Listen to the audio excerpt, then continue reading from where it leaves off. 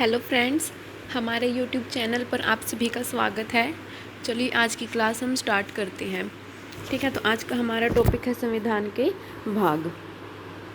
संविधान में कितने टोटल भाग हैं? हमारे पास 22 भाग हैं और उनके बारे में अब हम जानते हैं। देखिए, सबसे पहले यहाँ लिख लेते हैं हम भाग और यहाँ पे लिखते हैं हम अनुच्छेद। ठीक है, तो सबसे पहला भाग कौन सा है? संघ और राज्य क्षेत्र। संघ व राज्य क्षेत्र। ठीक है, संघ और राज्य क्षेत्र। अनुच्छेद का क्या कितना है इनका? 1 से 4। उसके बाद दूसरा आता है नागरिकता। देखो, आपको ये भाग याद करने पड़ेंगे क्योंकि कई बार डायरेक्ट एग्जाम में पूछ लेते हैं कि जैसे नागरिकता है कौन से भाग में। ठीक है, तो नागरिकता का आर्टिकल कितना है? 5 से 11। उसके बाद आते हैं हमारे मौलिक अधिकार। ठीक है, मौलिक अधिकार और आर्टिकल कितने हैं? 12 से 35 के बीच में। अच्छा, वैसे तो आर्टिकल है ना, डायरेक्ट पूछते कि 12 आर्टिकल में कितना, 15 में कितना है, लेकिन कई बार जैसे अभी ये तो आसान है, आगे वाले वो तो हो जाएंगे, लेकिन लास्ट में कई ऐसे होते हैं जो कितने इंपॉर्टेंट नहीं होते, तो वो रफली आइडिया मिल जाता है उससे हमें। ठीक है, 4th पे कौन सा है फिर? नीति निर्देशक सिद्धांत, नीति निर्देशक तत्व। ठीक है, तो ये कौन सा है? 36 से 51। उसके बाद 4th ए है, कौन सा? 4th ए मूल कर्तव्य। 4th ए पे है मूल कर्तव्य, जो कि है 51 ए आर्टिकल है इसका। फिर 5th पे है संघ। इसका आर्टिकल कितना है? 52 से 151। ठीक है, फिर 6 नंबर पे क्या आते हैं? राज्य। ये आपको याद करने हैं, नोट कर लेना इनको। राज्य 152 से है 237। ठीक है, फिर 7वां है जो कि इसमें पहली अनुसूची थी, जो हमने देखा था ना अनुसूची पिछली क्लास में 12 अनुसूची थी, तो उसका जो भाग ख है, भाग ख उसके राज्य थे इसके अंदर। ठीक है, पहली अनुसूची थी जो, उसके भाग ख के राज्य थे और इसमें कितना अनुच्छेद था? ये 238, लेकिन अब इसको हटा दिया गया है। जो सातवां संविधान संशोधन हुआ था 1956 में, उसके द्वारा इसको हटा दिया गया। ठीक है, और उसके बाद अब हम करते बात है 8वें में क्या है? जो यूटीज़ है हमारी, संघ राज्य क्षेत्र या फिर केंद्र शासित प्रदेश भी बोलते हैं जिसको हम यूटीज़, वो हर आर्टिकल कितने हैं? 239 से 242। उसके बाद 9वें पे क्या आता है? पंचायतें, जो कि है 243 से 243 ओ तक है। फिर उसके बाद 9th ए में आता है नगर पालिकाएँ। ठीक है, नगर पालिका, और ये कितना है? 243 ओ तक तो यहाँ हो गया था, तो ये पी से लेके 243 जेड जी तक। ठीक है, फिर उसके बाद 9th बी में आती है सहकारी समितियाँ। सहकारी समितियाँ। उसके बाद देखो 10वें पे है अब अनुसूचित और जनजातीय क्षेत्र हैं, जो अनुसूचित व जनजातीय क्षेत्र। ठीक है, और इनका आर्टिकल कितना है? 244 से 244 ए। देखिए, आपको ऐसे याद करने पड़ेंगे ये भाग, और आर्टिकल्स हम आगे डिटेल में करेंगे, तो अभी इतना ध्यान देने की जरूरत नहीं है आर्टिकल पे, सिर्फ भाग याद कर लेना। संघ और राज्यों के बीच संबंध, ये भी इम्पोर्टेंट है। संघ और राज्यों के बीच संबंध हमने देखा था कि जो हमारी अनुसूची थी 7वीं, ठीक है, 7वीं में था इनके बीच का संबंध या फिर इनकी शक्तियों का बंटवारा देखा था हमने, और भाग नंबर 11 में है ये, और इसका आर्टिकल है 245 से 263। 12 नंबर पे क्या आता है? वित्त, संपत्ति। ठीक है, संविदाएं और वाद, संविदाएं व वाद, ये है 12 के अंदर, और आर्टिकल है 264 से 300 ए। ठीक है, 300 ए बाद में डिस्कस करते हैं। चलो, जो हमारा मौलिक अधिकार था एक, ठीक है, जो कि संपत्ति का अधिकार था, उसको मौलिक अधिकार से हटा के 300 ए में रख दिया गया, फिर इसको कानूनी अधिकार बना दिया। उसके बारे में हम मौलिक अधिकार जब करेंगे तब पढ़ते हैं। अब देखो 13 में क्या है? व्यापार वाणिज्य, व्यापार और वाणिज्य। ठीक है, ये है, और आर्टिकल है इसका 301 से 307। उसके बाद आता है 14 में संघ और राज्यों के अधीन जो भी सेवाएं हैं, सर्विसेज। संघ और राज्यों के बीच में संघ और राज्यों के अधीन जो भी सेवाएं हैं वो इसके अंदर आती है, सर्विसेज, मतलब कि 308 से 323। ठीक है, तो 14 ए में क्या है? अधिकरण भी बोल सकते हैं, और इंग्लिश में बोलते हैं इसको ट्रिब्यूनल, बनते हैं ना जो बोलते हैं ट्रिब्यूनल बनाया गया है, तो वो है इसके अंदर। और इसका आर्टिकल कितना है? 1 मिनट यहाँ लिख देती मैं, 323 ए और 323 बी। ठीक है, इन सभी के बारे में हम आगे डिटेल में पढ़ेंगे, अभी सिर्फ हम नाम देख रहे हैं। और 15वें में है निर्वाचन यानी कि इलेक्शन, जो कि बहुत इंपॉर्टेंट है, और ये 324 से 329 है। ठीक है, फिर 16 में है विशेष उपबंध। ठीक है, विशेष उपबंध इसमें है ये, और 330 से 342 आर्टिकल है यहाँ पे। उसके बाद है 17 पे राजभाषा, ये भी इम्पोर्टेंट है, राजभाषा 343 से 351 है यहाँ पे। ठीक है, उसके बाद 18 बहुत इम्पोर्टेंट है ये, तो आपात उपबंध या फिर इमरजेंसी प्रोविजंस, सबसे इम्पोर्टेंट है ये, और इसमें आर्टिकल है 352 से 360। ठीक है, 3 प्रकार के आपात उपबंध है, वो हम आगे देखते हैं। 19 में है फिर प्रकीर्ण या फिर मिसलेनियस है इसके अंदर। ठीक है, तो ये हो जाएगा 361 से 367। 20 में भी इम्पोर्टेंट है संविधान संशोधन, संविधान संशोधन हम कर सकते हैं। ठीक है, वो किस आर्टिकल 368 के तहत। उसके बाद 21वां है अस्थायी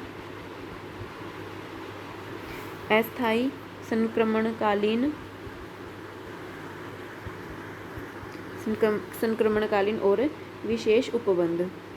ठीक है, विशेष उपबंध, और आर्टिकल क्या है इसका 369 से 392।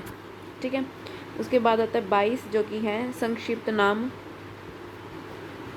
शॉर्ट नेम भी बोल सकते हैं फिर इसको, संक्षिप्त नाम। ठीक है, और ये है हमारा आर्टिकल नंबर 393 से लेके 395 तक। ठीक है, उम्मीद है इतना आपको समझ आ गया होगा। इसमें भाग हैं, सिर्फ आपको नाम याद रखने हैं, इसमें समझाने जैसा कुछ नहीं है। इसके बाद नेक्स्ट टॉपिक है हमारा राज्यों का पुनर्गठन। देखिए फिर क्या होता है, जो सभी जो राज्य के लोग थे, मतलब वो मांग करने लगते हैं कि हमें जैसे राज्य से अलग होना है। ठीक है, वो अलग से अपने राज्य का निर्माण करने के बारे में बात करते हैं। तो इसलिए क्या होता है, राज्यों के पुनर्गठन के बारे में विचार उत्पन्न होता है। तो इसके लिए कुछ आयोग बनाए गए थे, हमें उन आयोगों के बारे में पढ़ना है। तो सबसे पहले बनाया गया था S.K. धर आयोग। ठीक है, S.K. धर आयोग बनाया गया था, जिसके अंदर 4 मेंबर थे टोटल। इस आयोग का गठन किया गया, और देखो इस आयोग ने क्या कहा कि जो राज्यों का पुनर्गठन होना चाहिए वो भाषा के आधार पर नहीं होना चाहिए। ठीक है, लोग तो क्या कर रहे थे उस टाइम पे, भाषा के आधार पे बोल रहे थे कि हमारी भाषा ये है तो हमें अलग से राज्य बना दिया जाना चाहिए। लेकिन S.K. धर आयोग ने क्या कहा कि भाषा के आधार पर राज्यों का पुनर्गठन नहीं करना चाहिए, उसकी बजाय जो प्रशासनिक सुविधा होगी उसके आधार पर पुनर्गठन करना चाहिए। ठीक है, प्रशासनिक सुविधा के आधार पर, जैसे कितना जैसे प्रशासन चला सकते हैं, तो इस हिसाब से राज्यों का पुनर्गठन करना चाहिए। ठीक है, तो उसके बाद दूसरा आयोग आता है जिसको बोलते हैं JVP समिति या फिर JVP आयोग। ठीक है, तो JVP यानी कि जवाहरलाल नेहरू, V से वल्लभ भाई पटेल, और P से क्या हो गया, पटाभी सीतारमैया। ठीक है, तो JVP समिति आती है, और इन्होंने भी भाषा के आधार पर पुनर्गठन करने के लिए मना कर दिया था। ठीक है, फिर उसके बाद देखिए सन 1952 की बात है। उस टाइम पे क्या होता है, एक मद्रास राज्य में एक श्री रामुलु, एक मिनट में लिख देती हूँ, श्री रामुलु जी थे। उन्होंने क्या किया, मद्रास में जो भी तेलुगु भाषी हैं तेलुगु भाषियों के लिए इन्होंने आंदोलन का नेतृत्व किया था। ठीक है, श्री रामुलु जी ने जो मद्रास से जो तेलुगु भाषी लोग थे ना, उनके लिए उन्होंने आंदोलन का नेतृत्व किया था, क्योंकि तेलुगु वाले क्या कहते हैं, हमें अलग से अपना राज्य चाहिए। ठीक है, मद्रास से हट के वो अपने अलग राज्य की मांग कर रहे थे। तो इसमें रामुलु ने आंदोलन का नेतृत्व किया, और उसके लिए इन्होंने क्या किया था, आमरण अनशन, मतलब कि भूख प्यास, मतलब खाना पीना सब छोड़ दिया था। तो इन्होंने आमरण अनशन किया था, और इनकी डेथ हो गई थी। ये 15 दिसंबर 1952 को इनकी मृत्यु हो गई थी। ठीक है, इनकी मृत्यु के बाद क्या किया गया, फिर 1 अक्टूबर 1953 को आंध्र प्रदेश था जो उसको अलग कर दिया गया। ठीक है, आंध्र प्रदेश को एक अलग राज्य बना दिया गया। 1 अक्टूबर 1953 को आंध्र प्रदेश था जो वो भाषा के आधार पर पहला राज्य बना था। पूछ सकते हैं भाषा के आधार पर पहला राज्य कौन बना था, तो कौन था वो, आंध्र प्रदेश। और उस टाइम पे इसकी राजधानी कौन सी थी, करनूल। ठीक है, उस टाइम पे राजधानी कौन सी थी, करनूल। फिर उसके बाद ऐसी मांग बढ़ती गई, तो इसलिए क्या किया गया, फिर 1953 में राज्य पुनर्गठन आयोग का गठन किया गया। राज्य राज्य पुनर्गठन आयोग, इसका गठन किया गया। ठीक है, और इसके सदस्य कौन कौन से थे? एक तो फजल अली जो कि इसके अध्यक्ष थे। ठीक है, फजल अली इसके अध्यक्ष ही थे। और कौन थे? कुंजरू। ठीक है, कुंजरू। और तीसरे कौन थे? पणिक्कर। तो पूछ सकते हैं राज्य पुनर्गठन आयोग के सदस्य कितने थे? तो 3 थे। उसका अध्यक्ष पूछे तो फजल अली थे। ठीक है, फिर इन्होंने क्या थे, जैसे अपनी रिपोर्ट पेश की, तो उस रिपोर्ट के हिसाब से उसके बिहाफ पे क्या राज्य पुनर्गठन अधिनियम बनाया गया। राज्य पुनर्गठन अधिनियम पारित किया गया। कब पारित किया गया? ये जुलाई 1956 में। ठीक है, जैसे राज्य पुनर्गठन आयोग बनाया था तो इन्होंने अपनी रिपोर्ट पेश की और उसके हिसाब से क्या एक पुनर्गठन अधिनियम पेश किया गया था जुलाई 1956 को। और इसमें क्या कहा गया था कि भारत का जैसे मतलब राज्य बांट देने चाहिए और कितने राज्य बनाने थे इसके अकॉर्डिंग? 14 राज्य और 6 केंद्र शासित प्रदेश। ठीक है, इसके अनुसार क्या था? 14 राज्य और 6 केंद्र शासित प्रदेश बनाए गए थे। और आज के टाइम पे कितने हैं टोटल? 28 राज्य और 8 केंद्र शासित प्रदेश हैं। इसमें 8 केंद्र शासित प्रदेश। देखिए, अब सभी राज्यों के नाम याद करने की ज़रूरत नहीं है। 14 कौन थे वो? ठीक है, लेकिन जो बाद में ऐड हुए ना, जैसे 14 से 28 पे गए हैं, तो जो बाद में ऐड हुए हैं उनके नाम याद रखने हमें ज़रूरी है। लेकिन मैं फिर भी बता देती हूँ, जो स्टार्टिंग में 14 थे वो कौन कौन से थे? एक तो अभी हमने देखा आंध्र प्रदेश बना था। ठीक है, उसके बाद और कौन था? असम था, फिर बिहार, फिर बम्बई, जम्मू कश्मीर, केरल, मध्य प्रदेश, और कौन सा था? मद्रास, मैसूर, उड़ीसा, पंजाब, राजस्थान, उत्तर प्रदेश और पश्चिम बंगाल। ठीक है, ये 14 राज्य थे। और केंद्र शासित प्रदेश कौन से थे? 6 केंद्र शासित प्रदेश थे। अंडमान और निकोबार। ठीक है, उसके बाद दिल्ली था। हिमाचल प्रदेश भी पहले केंद्र शासित प्रदेश में ही था। फिर और कौन सा था? लक्षद्वीप, मिनिकॉय, अमीनदीव। देखो मैं लिख देती हूँ ये वाले नाम, लक्षद्वीप, क्योंकि ये पूछ लेते हैं पेपर में। लक्षद्वीप, मिनिकॉय और अमीन द्वीपी द्वीप समूह। ठीक है, ये पहले था, इसका बाद में नाम चेंज करके लक्षद्वीप रख दिया जाता है। ठीक है, पहले ये नाम था इसका। उसके बाद और कौन सा था? मणिपुर और त्रिपुरा है। अभी तो ये राज्य है लेकिन पहले केंद्र शासित प्रदेश थे ये मणिपुर और त्रिपुरा। ठीक है, तो ये स्टार्टिंग में थे लेकिन जो बाद में ऐड हुए, अब इसको देखो। ठीक है, अब इसको याद करने की ट्रिक लिख देती हूँ मैं, क्योंकि ये मुझे पता है इतने सारे नाम याद नहीं होंगे। लिख देती हूँ मैं, आम गुना है मैम तुसी, एक मिनट पीछे लिखती हूँ मैं, चलो ये आम गुना है मैम तुसी गाओ और मौज लो। ठीक है, इस ट्रिक से आप इनको याद करेंगे। देखिए अब कैसे करना है। देखो, पहले आ से है आंध्र प्रदेश, एक मिनट, आ से है आंध्र प्रदेश। ठीक है, आंध्र प्रदेश। और म से है महाराष्ट्र। ईयर भी बताएंगे बाद में, पहले एक बार ये लिख देती हूँ मैं नाम। आ से आंध्र प्रदेश, म से महाराष्ट्र, गु से हो गया गुजरात। ठीक है, और ना से हो गया नागालैंड हो गया। ह से हो गया हरियाणा। इस है से हो गया हिमाचल प्रदेश। ठीक है, और इस मा से हो गया मेघालय। और इस मैं से हो गया मणिपुर। एक मिनट। और यहाँ पे त से हो गया त्रिपुरा। सी से हो गया सिक्किम। स से हो गया सिक्किम। ग से हो गया गोवा। ओ से हो गया अरुणाचल प्रदेश। और मिजो से हो गया मिजोरम। ठीक है, तो ये सभी हो गए। अब इनके हम ईयर देखते हैं। जैसे आंध्र प्रदेश का तो हो गया 1953 में ही बना था ये। ठीक है, महाराष्ट्र कब बना था? 1960 में। उसके बाद गुजरात भी 1960 में, दोनों 1960 में बने थे, महाराष्ट्र और गुजरात। नागालैंड बना था 1963 में। ठीक है, एक मिनट, 63 में। और हरियाणा बना था 1966 में। ठीक है, उसके बाद हिमाचल प्रदेश बना था 1971 में। और फिर उसके बाद आता है जो ये है मेघालय। मेघालय, मणिपुर, दो तो ये, और एक आगे जो था अभी त्रिपुरा, आगे पढ़ेंगे हम। तो मेघालय, मणिपुर और ये है त्रिपुरा, ठीक है। ये तीनों कब बने थे? ये तीनों एक साथ ही बने थे 1972 में, ठीक है।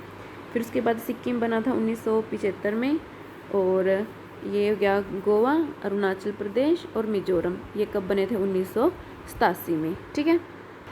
उसके बाद आगे देखो अब, और कैसे याद करोगे? देखो एक और ट्रिक है, यूके में जो रह गए वो देखो, यूके में 36 खंड हैं, ठीक है। यूके में 36 खंड है, तो यूके तो हो गया उत्तराखंड,